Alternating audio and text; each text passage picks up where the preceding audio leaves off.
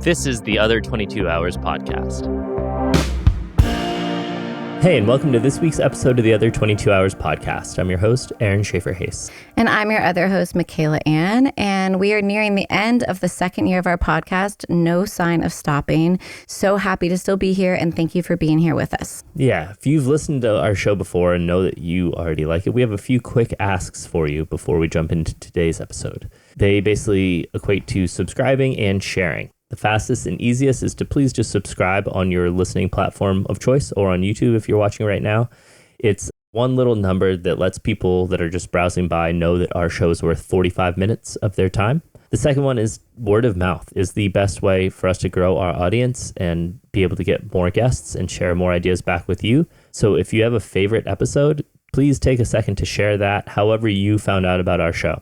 Whether it's on social media or just mentioning it to a friend, it's a really great way for us to grow as a community. And speaking of community, we have a Patreon that allows us to produce the show, which takes a lot of resources, even at a small size like ours. If you're interested in checking that out, we have one small price, a mediocre cup of coffee a month for everything that we offer and everything that we plan to offer. If that interests you, there's a link below in the show notes. And one of the things we really pride ourselves on with this podcast is that we are not music journalists. So we don't think of this as an interview per se, but more of a conversation as though we're just hanging around at the kitchen table and sharing with each other what are the honest realities of what it is to build a lifelong career around your art. Yeah, which is a crazy thing to do, as we all know. And so we've basically boiled that down to focusing on what is within our control. Our mindsets and headspace and tools that we've found to stay sane and creative while building a career around our art. And that has been distilled down to the underlying question, what do you do to create sustainability in your life so that you can sustain your creativity? And today we got to ask that question of child prodigy guitar virtuoso Tommy Emmanuel. Yeah, Tommy Emmanuel is one of a kind. He started playing professionally by the time he was age 6. He was touring full-time with his family. He is what you would probably call a guitar phenom. He's from Australia.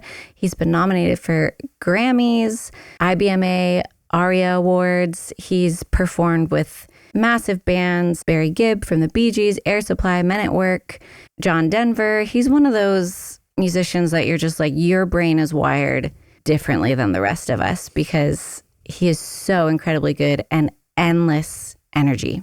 Yeah, endless energy, endless positivity, gratitude. We talk about all of that. And it's one of those conversations that just feels nice to absorb, both the content and the tone and all of that. So without further ado, here's our conversation with Tommy Emmanuel. Thank you for being here. I don't know if you remember, but we've met, the three of us, on Kayamo. Good heavens. We had breakfast together multiple times because we had our 18-month-old daughter with us. Oh. And you were always the only one up as early as we were. Yeah. Well, having breakfast. I'm an early bird. 6 o'clock in the morning, I'm up. What's going on? You know? Yeah. Most of the other musicians on the boat were not. So yeah. I remember we had a couple of nice conversations over oatmeal and fruit as our daughter ran around. That's right. Yeah. Oh, so. How wonderful. I really enjoyed those cruises. I really did. They were just something completely different. And each time I got to meet different artists that I didn't know about. It's really where I met Molly Tuttle and where I met Sierra Hull and a lot of different people. Paul Thorne, thank you. Yeah. And just jamming with people and having fun, you know. When War and Treaty were on, we go back to that room after, you know, at night, and they get on the piano and we jam and sing at the top of your voice. It's so good for you. You just don't get the chance to do that so often. No, and it's like summer camp because you're together for a full week, which rarely happens for so many musicians. Maybe on a tour together or a festival is a day or two, but that's what's really nice about that. Absolutely. You get time to talk and hang out and all that sort of stuff. We didn't that much because we're chasing a kid. Well, that's important. You were being parents. I defy any military tank to come between me and my kids. And you have, one of the things we were talking about, you have 3 children, is that correct? I have 3 daughters and 2 granddaughters. Wow. Congratulations. Scarlett had a 6th birthday day before yesterday. Oh, Amazing. fun. And so she's the oldest granddaughter, and then my younger one is Georgia. Oh, that's our daughter's name. Yeah. Ah, great. Well, Amanda, my eldest daughter, she chose those names.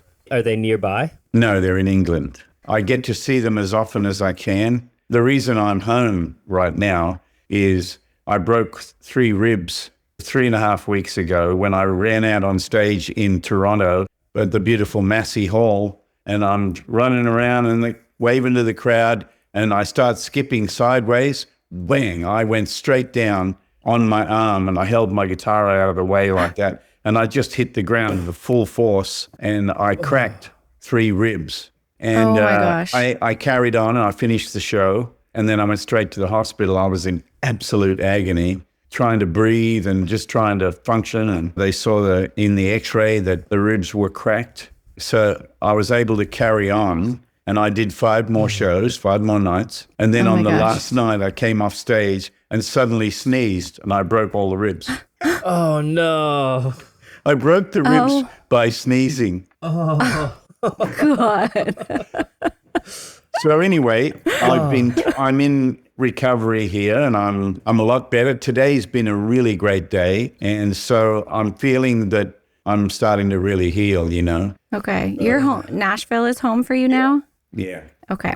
Same with us. I'm home. Oh, yeah, you're in Nashville too. We Yes. are, yeah. Yeah. Yeah. Yeah. I could have come over to your studio instead of going through all this. Yeah. Yeah. All right, do you want to get to work? You came to mind because you started so young, and it seems like you haven't stopped. I was washing my dishes earlier, and I was thinking about the stuff because we've been talking about my next tour in Australia, May next year. And I'm having my birthday on the last day of May. My birthday is May 31, and I'll be 70. I've been playing the guitar for 64 years. I've never done anything else. It's an interesting thought. How does a guy get to my age and play as much as I have and still be enthusiastic about it? I am. I'm more enthusiastic about playing than I've ever been. And I want to get out and play more than I ever have.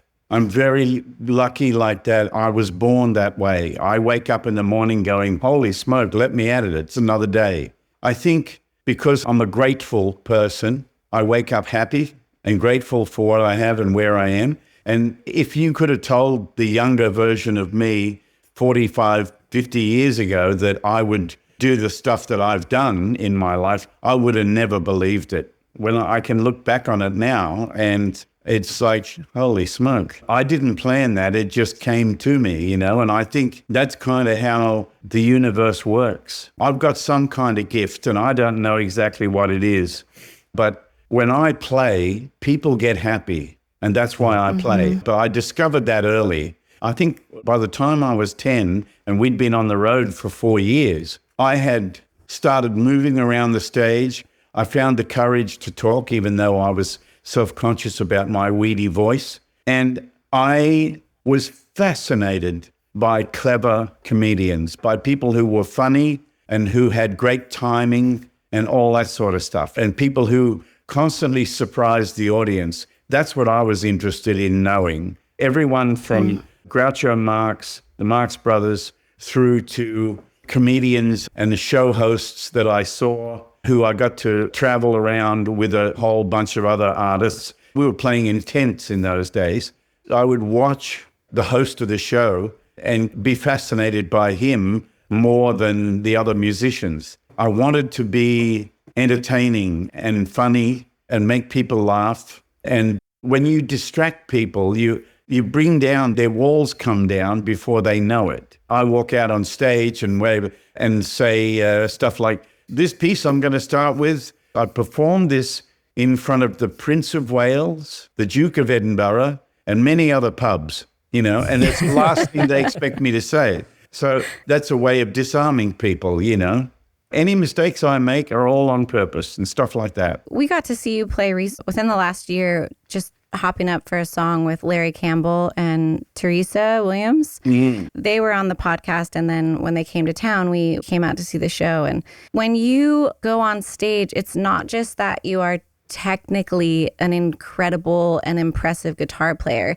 It's also who you share as yourself on stage. It's your energy. It's that you look like you're having so much fun. And I do think some of us are just wired that way. But have there ever been times in your life that you've lost that a little bit, that maybe other things in life were happening? Or did career stuff ever and ambition ever get in your mind? Or has it just really... I'm very ambitious, as in I'm anxious to see how I can grow as an artist. If you examine what I do, you play the guitar, you've never had any lessons, you don't read music, and you want to be traveling the world playing concerts. How is that possible? I don't know, but all I know is that's what I want to do, right? So how did I get there? I build it one brick at a time. I started wanting to be a songwriter when I was about 12, and I listened to every record I could get hold of,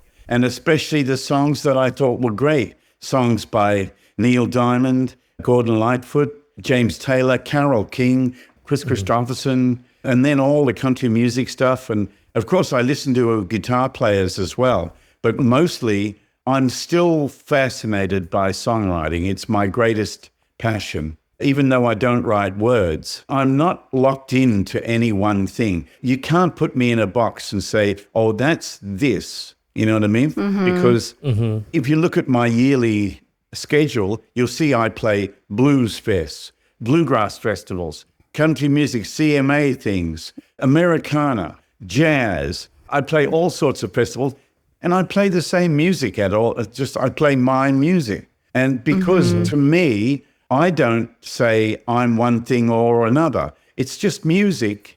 It doesn't have to go in that box. I don't want to be in that box. When people say, what style are you? It's R&B, it's blues, it's country, it's pop, it's jazz, it's a bit of everything. So how do you describe it?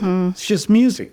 I've observed that, at least in more recent times, it being so or genre fluid, I guess you could say, makes it a little more difficult for people to grab onto, because people need that category to be like, oh, this is how I should relate to you. Well, I've been dropped from labels because they said, we don't know how to market you. You know what I mean? Go to someone who specializes in what you do. I'm talking about Sony and EMI and the big labels. I'm not going to try and do something just to fit into a label. Forget that. I'm not interested. Yeah, that's exactly what we were going to get at. It was like, did that ever slow you down, or did that ever become part of the calculus on the career side? Obviously not on the career side, artistic side. I mean, there were things like I did an album with an orchestra and my band and an orchestra. It was the Classical Gas album, came out in 95, and it was a major success. And it was just to try something different. I wasn't going to just play classical tunes on a steel string acoustic guitar with an orchestra. I still played all my own songs, you know? Oh, cool. And I had an arranger do all the arrangements and all that stuff. I did do the Gollywog's Cakewalk by Debussy, but, you know, I played it like, you know.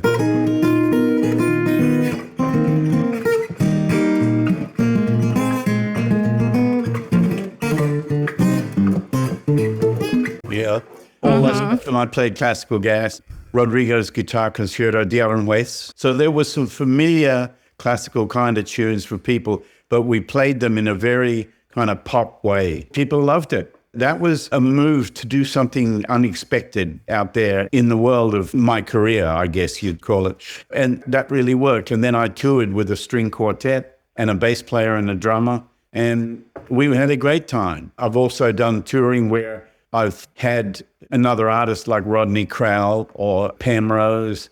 Different singers have come on the road with me, and they've opened, and then I've done my bit, and then we work together. And I've always tried to mix it up so people can see me in a different situation.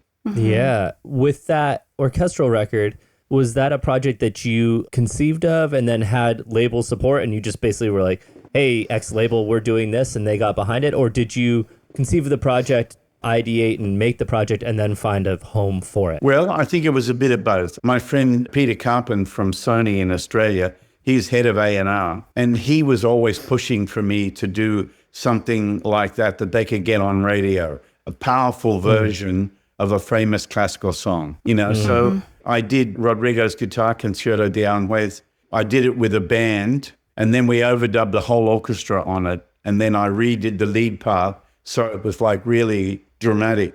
It got a lot of airplay. So we saw, okay, that's another way we can go. So did you feel any pressure to recreate that after? Or is that for you, has it just been like, that was a creative experience? I toured the album, but I decided to just do a string quartet.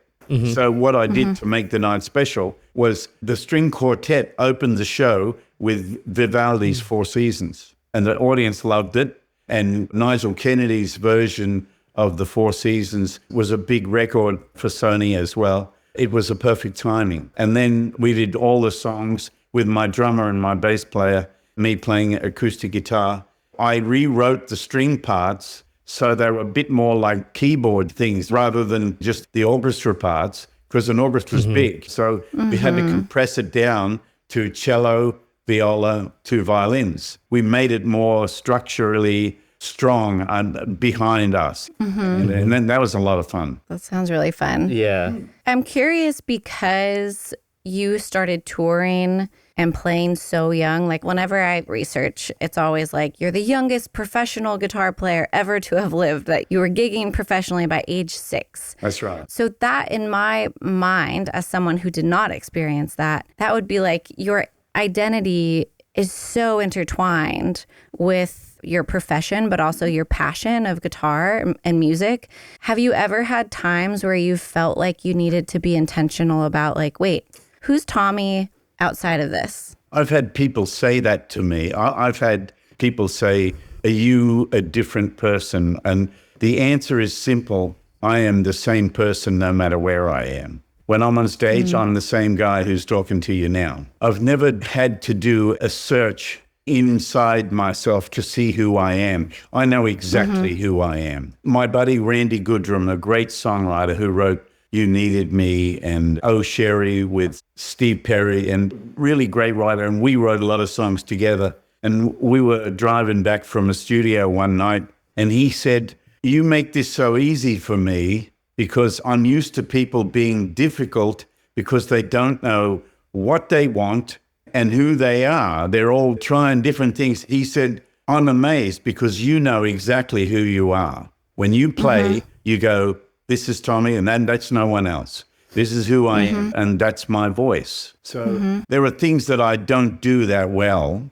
People will try to book me to come and play a slide solo like George Harrison on their record, and I'm no good at that. I've tried it. I don't like my own playing that way. I can do it, but I just know that it's not good enough. So I always tell them, don't call me to play that style. He is the person to call. Get that guy. As much as I love that style of playing, I'm no good at it. But call me to play on anything else, I'll give it my best shot. Do you think that you just came out of the womb that way as someone who is just, this is who I am? Or do you think that was a product of the way you grew up, where your family, everybody, it was so centered around music? A combination of that. And I think also that definitely my brother and I, my closest brother, Phil, who passed away in 2018, he knew exactly who he was and what he liked and what he wanted to play. He could play 15 different solos for you on this record if you wanted. We've always been that kind of open-ended musicians. We'll always go for it. Like a lot of times, if I play on someone's record, I'm going for first take. That's my goal. I'm going to get it the first time. If I don't, there's usually something wrong. People who ask me to do things 50 times drive me crazy. So, you know, when Barry Gibb was doing the Greenfields album with all the different artists here, he wanted me to play on How Deep Is Your Love? And I was so honored. I love Barry. He's been a dear friend to me since I was a kid. But the producer, Dave Cobb, so we're in RCA Studio A, and it's all live up. So I'm sitting here, the piano player's right there, the bass player's sitting beside me, and Barry is standing right there singing live. The drummer's in the drum booth. I start the song off, and then Barry comes in. I know your eyes in the morning sun, right?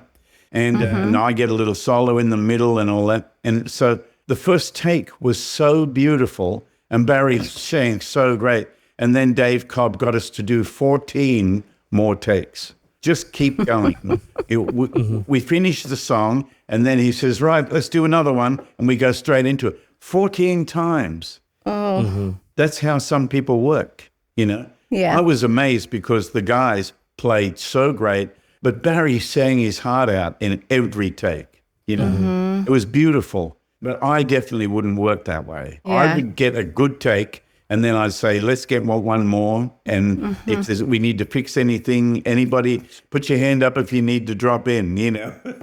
But I did it, and it was fine, but I don't particularly like working that way. My album, which has 17 original songs, I was broke and living in England, got a pregnant wife, and a friend of mine loaned me his studio for free in Germany, and I flew over. I recorded the whole album in 2 3-hour calls, and it's probably the best album I've ever made. Have you worked with Joe Henry ever? No. He's a producer and songwriter, and he talks about how he's like, I work fast, especially if we're working on small budgets, then like we want to get the best players, and we work within 2 days. We're not going to do 60 takes of a song. It's like, let's go. It's interesting to hear people's different perspectives on that, because some could say, well, I'm not warmed up yet, and so I have to get there. And other people are like, the magic happens in the beginning, and that's that. I get asked a lot by people. It's like, when do you start warming up for the show, blah, blah, blah. And I'm like, at 6 a.m., I wake up, I'm ready to go. How do you explain that to people, you know? You seem like someone who's just wired in a very specific way that is like made to have endless enthusiasm. Well, I want to get on with it and do the best I can, you know, and I love having fun. It's the same deal like when I do a show, I never have a set list. My lighting director, Zach, he's always saying, so what are we starting with?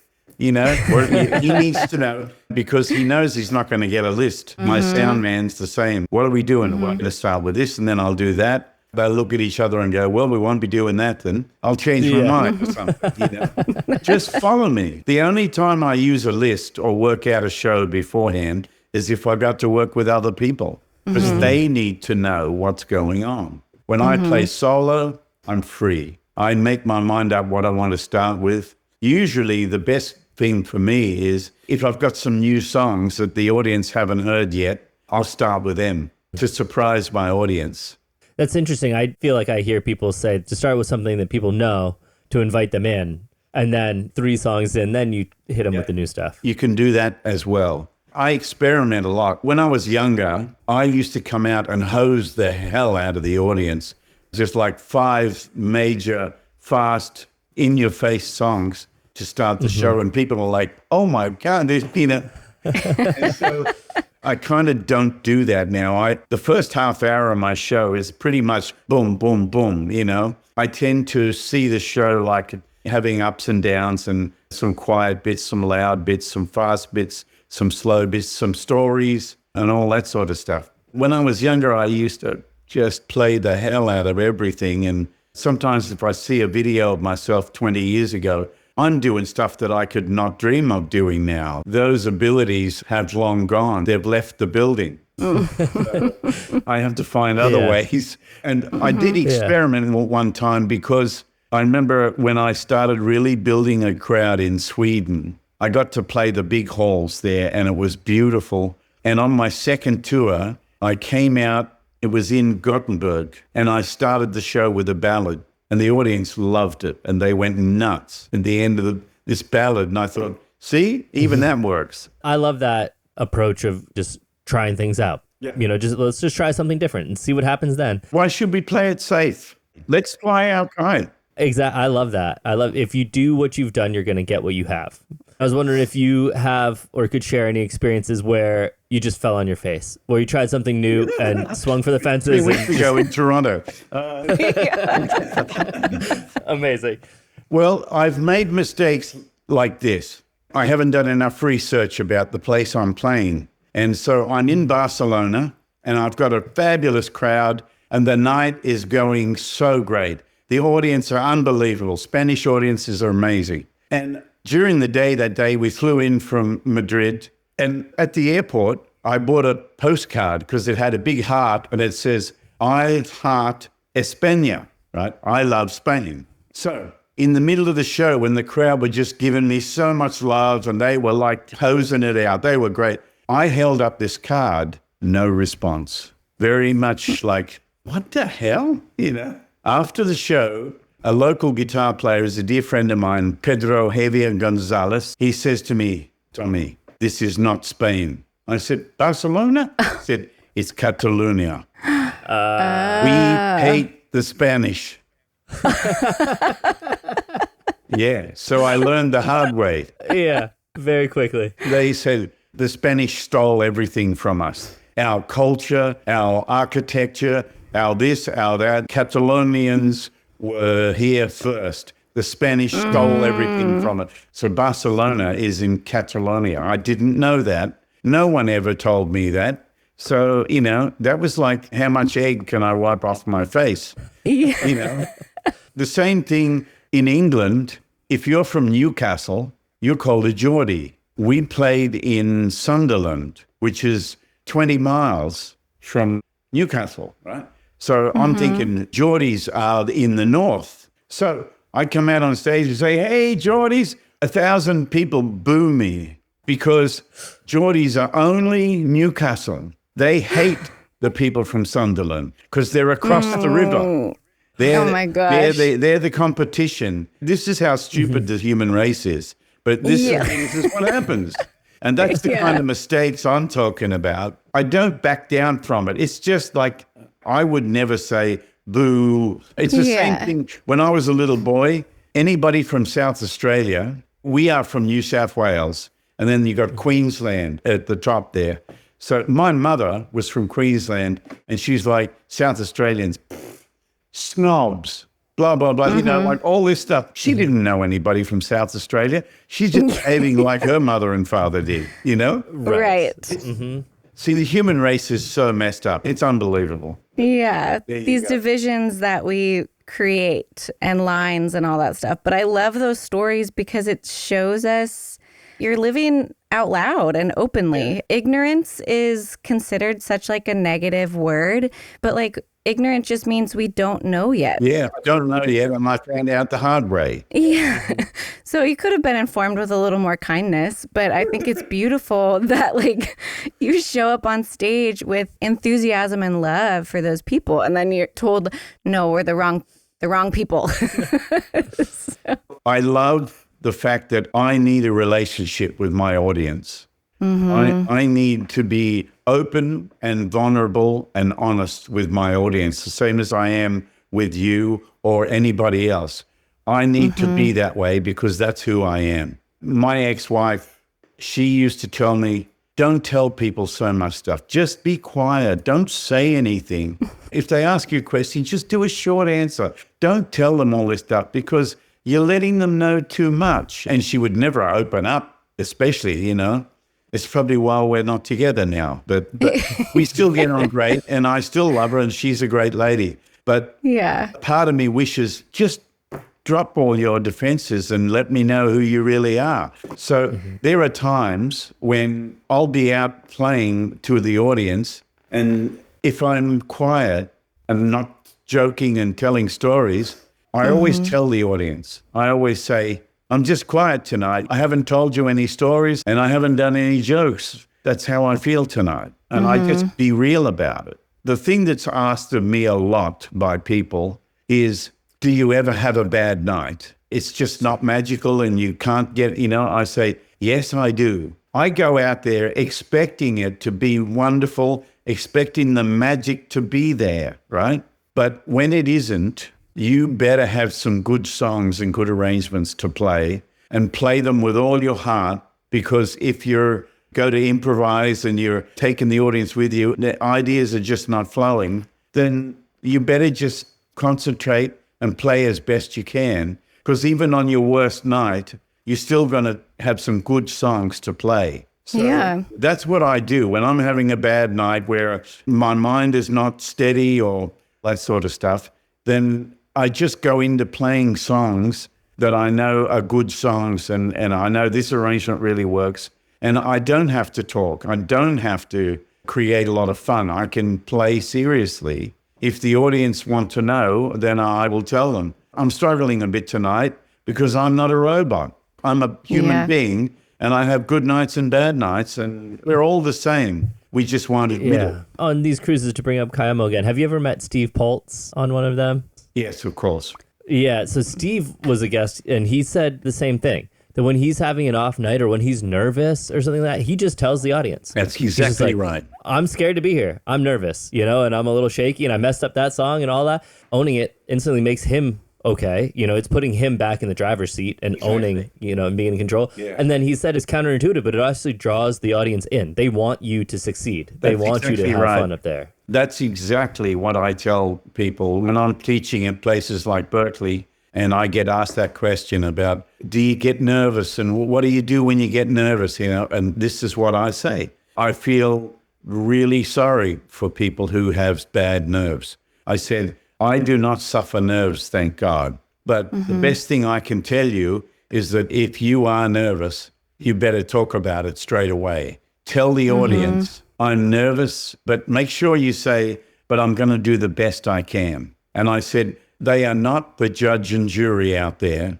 They want you to do well. And particularly if you're willing to tell them that you're nervous, they will be with you 100%. That's what we're like. The human race is like that. Look at anything that happens out there. People rally, and people rally for each other and help out. And it's the same thing with an audience.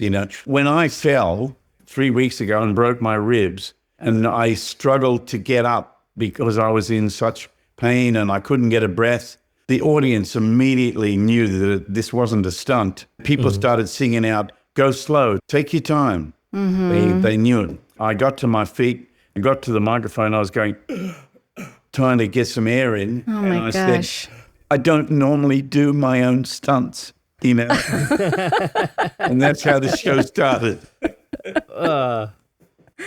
Well, I think it's one of the reasons we wanted to start this podcast was because we wanted to have more disarming, open conversations with people, because we feel like, especially in our generation and younger, and with social media, really seeing, that's what we were noticing, of this real disconnect between not only what artists, what we might put forth on stage, but what we're trying to put forth on social media, where that's the world that we have to operate through. And then we'd have conversations with friends in our community and be like, wait, this is really different than what we're all acting like.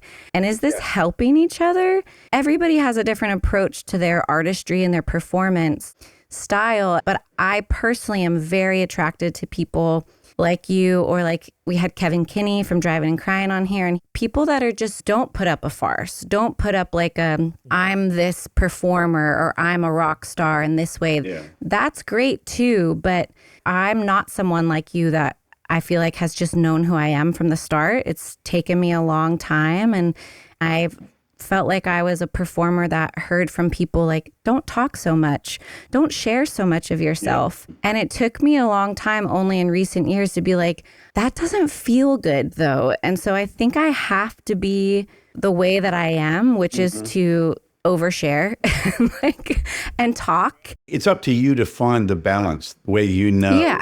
I don't think it's oversharing. Others can say it's oversharing, but it connects you to people. The people who then are drawn to you are very drawn to you. And you have that deeper bond with an audience when you're truly yourself versus when you're trying to act in a way that you think you should to gain or entertain, in my opinion and observation. I've been around some artists that were hugely successful, big stars, and knowing that they have to watch what they say, because people are just waiting for anything at all that they can blow out of proportion and bring that person down. I remember when I was touring with John Denver in 1988, and John was such a beautiful man. He was a beautiful person in every way. Anyway, there was a TV show called The Midday Show, which I did 1 million times myself. They dedicated the whole show to John, the whole hour was for John Denver and for him to talk. He never sang or anything.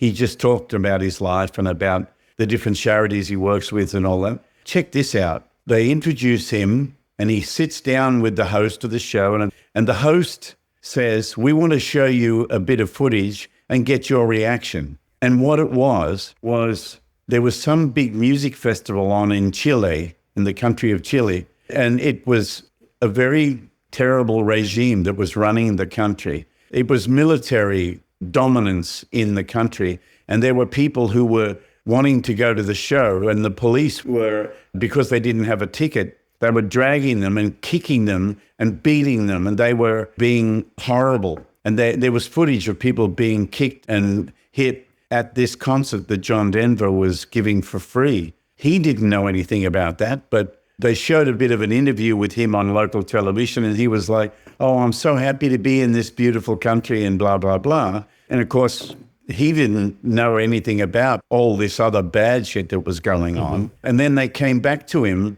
like to make him look bad. Yeah. Why would you do that when this regime was doing this and blah, blah? He just looked at the host eye to eye and he just said, first of all, I'm insulted by this piece of film and I had no idea any of this, blah, blah, blah. And I was sitting in the green room with his manager, and his manager said, that's it. We are never, ever coming on this station again. And he went out there and he let him finish the show. That's it. That kind of stuff is what people want to do because it's controversial. It's something that I have no time for. That's why if people ask me questions about, oh, what's going on in America since Trump and who did you vote for? And I said, that's my business. I'm not going to tell you. Yeah, everybody has their own approach. And also it's unfortunate, like the greater your success and fame, probably the harder it is to really be able to be authentically yourself. I mean, that's why I'm really happy with my life and where I'm at. Yeah. When I come off the road, I'm the invisible man, you know?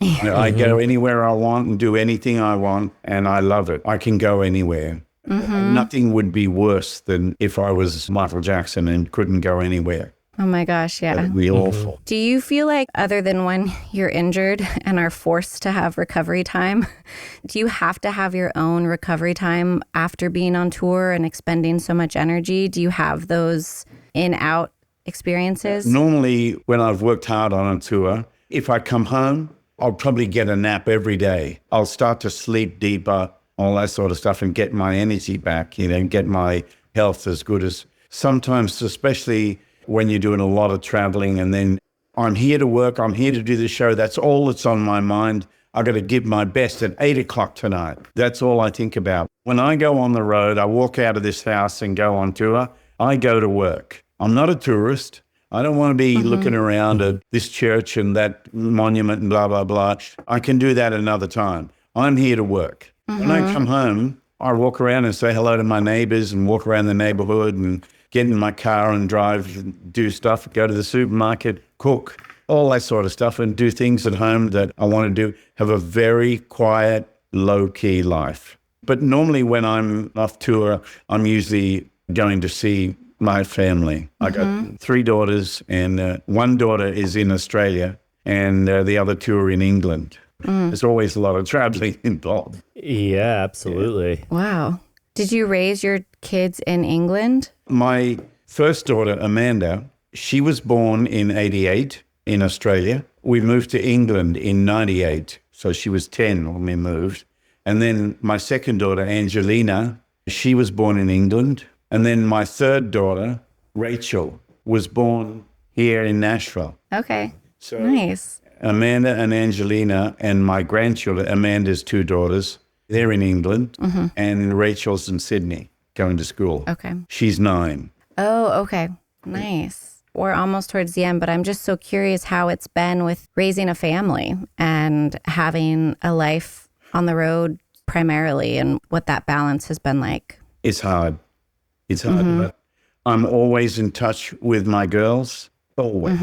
Now, raising a family, I've been blessed with some wonderful women in my life, all good mothers and all that stuff. I've been divorced 3 times, and it's just, I can't not do this. And I remember when I got divorced in 2002, and I decided I should move here to Nashville from England, I had to call a family meeting, and I said just flat out, I'm working hard and I'm touring a lot, and I know that I'm away a lot, but this is how it is. This is what Dad does, okay? This is why you're living in a nice house and going to a nice school, and Mummy's driving a nice car, because Dad goes out and does all that work, you know?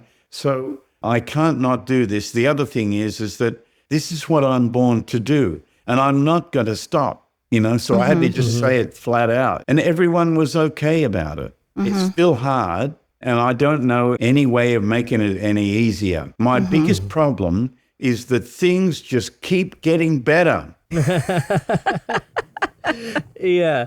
Well, you know, it's something that we have this conversation a lot because we have a daughter and we're raising a family, and a lot of our guests are at a stage in their life where they have a family as well.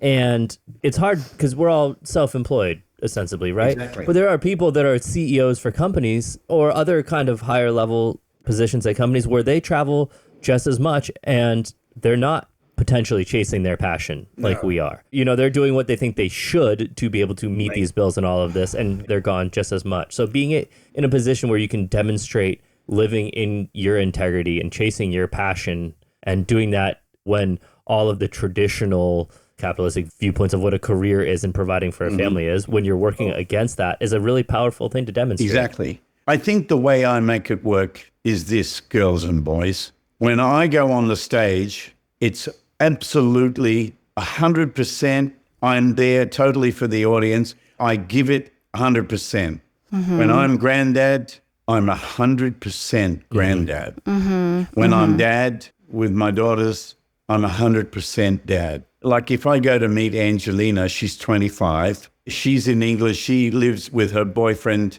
in a flat in the inner city in London.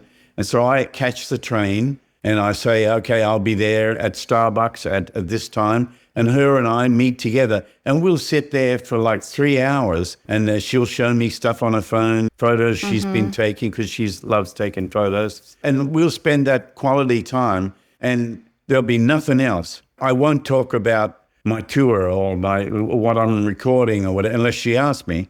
But mostly it's all about what's going on in her world. I'm giving her the best I can of her father.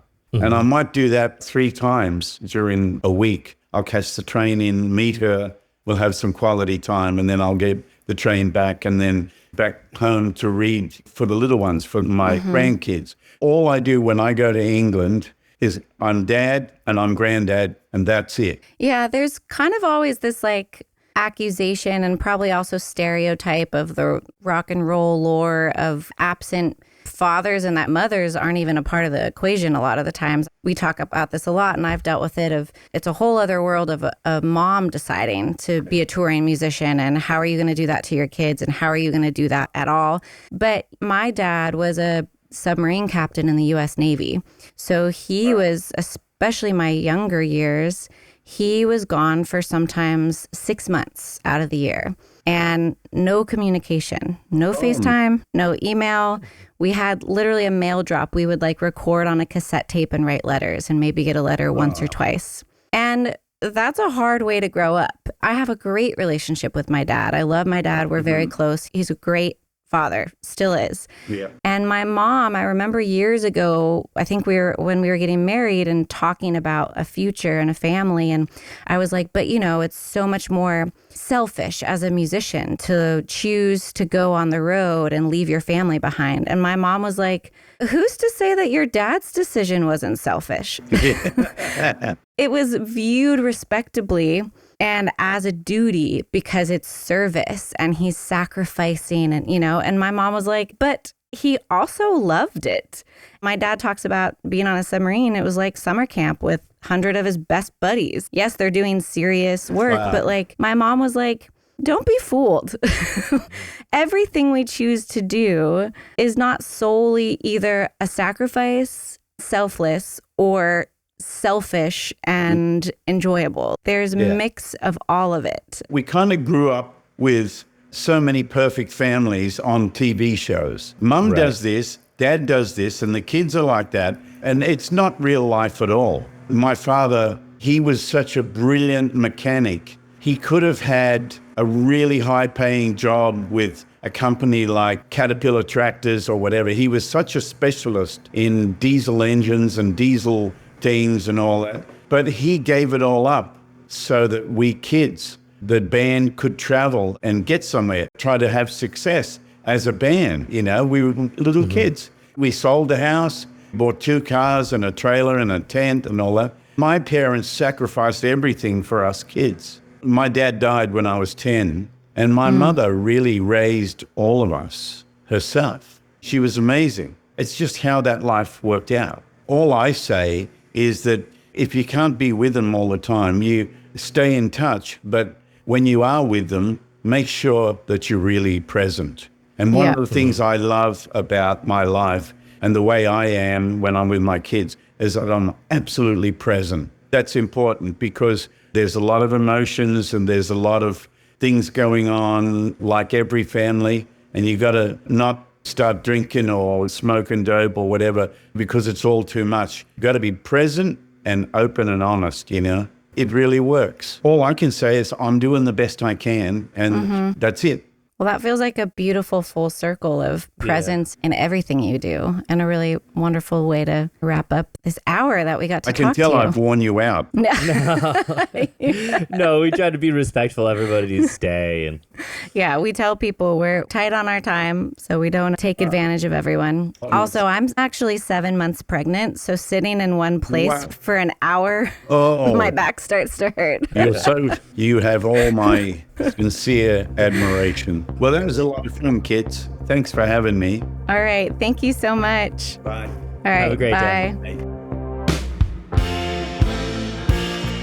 Hey, real quick before we wrap up today's episode, it takes a lot to produce even a small show like ours. So if you enjoyed today's episode, please consider taking a minute to check out our Patreon. There's a lot happening over there, all with the intent of growing our community and offering you more resources to navigate a career based on your art more sustainably. You can learn more at the link in the show notes below.